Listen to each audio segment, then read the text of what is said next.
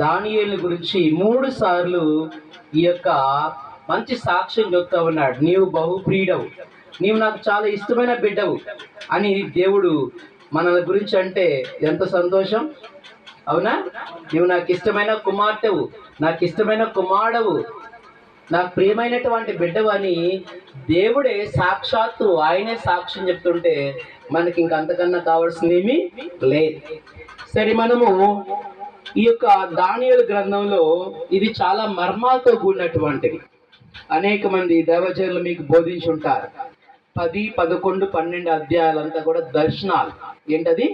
దర్శనములు, జరగబోయే సంఘటనలు, ఈ లోకంలో భవిష్యత్తులో జరగబోయే సంఘటనలన్నీ కూడా మనకి ఆ యొక్క భక్తుడైన దానియేలుకి తన దూత ద్వారాగా తెలియజేస్తూ ఉన్నాడు.